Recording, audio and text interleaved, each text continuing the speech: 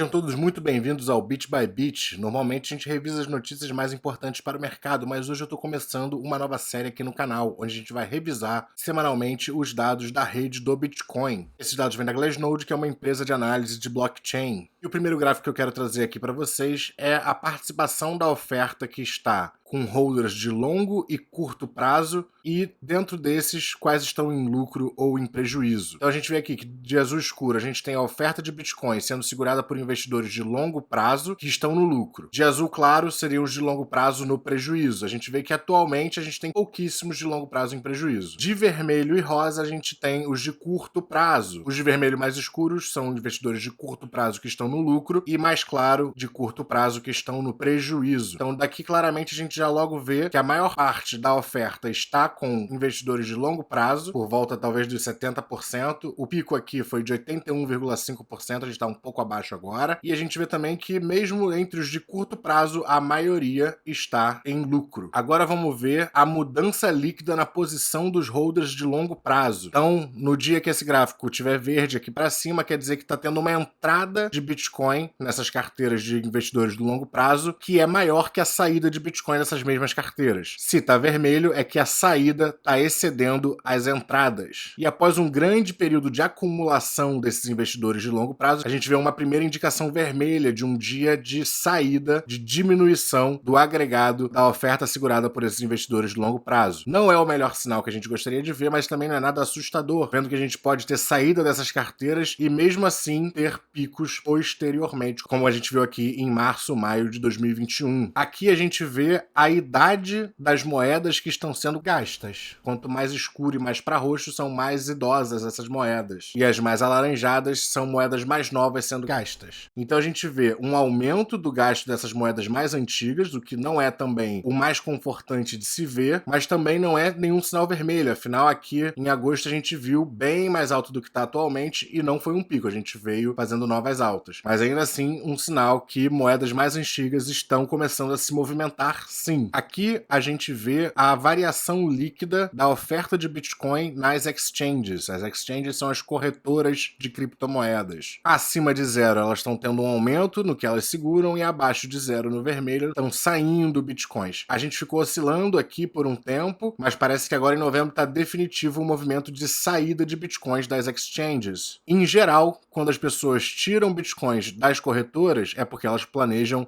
segurar seus bitcoins por um longo período, geralmente numa carteira física. Uma outra forma de ter acesso a esse dado é a gente ver a porcentagem da oferta do Bitcoin que está em exchanges, nas corretoras. E atualmente apenas 12,9% dos 18 ponto alguma coisa milhões de bitcoins em circulação estão em corretoras disponíveis para serem negociados com facilidade, com rapidez. Aqui a gente tem o número de novas entidades no universo Bitcoin. O que é isso? Não é só uma criação de uma nova carteira, mas é um novo player. Eles têm formas de análise de dados para identificar se mais de uma carteira são de um mesmo grupo, de uma mesma empresa, de uma mesma pessoa, de uma mesma exchange. Então, considerando apenas as novas entidades, a gente vê que a gente está tendo um uptick, uma subida na criação de novas entidades, na chegada de novos participantes ao mercado. Ainda nada perto da loucura que foi mais cedo no ano, mas ainda assim uma leve subida em relação a esse período mais assustador que a gente viveu depois da queda de 55% do Bitcoin. Aqui a gente tem a média de 7 dias do hash rate da rede do Bitcoin, do poder computacional da rede, e a gente vê uma recuperação muito forte daqui desse pico, que foi quando a China anunciou a proibição da mineração. Nós caímos 52% até esse fundo, mas desde então nós já subimos 95%, estamos quase retomando aos patamares pré-banimento da China. E aqui eu vou trazer um dado para trazer um contraste interessante. Aqui a gente tem as receitas totais de todos os mineradores da rede do Bitcoin em Bitcoin. Então, a cada 4 anos, mais ou menos, a gente tem o halving, isso diminui, né, porque o prêmio pela mineração cai. Atualmente, eles estão tirando de 900 a 1.000 Bitcoins por dia, no agregado de todos os mineradores. Porém, ao converter essa receita para dólares, a gente vê que a gente está muito perto de uma máxima histórica. A máxima foi ainda esse ano, um pouco aqui para trás, antes do crash,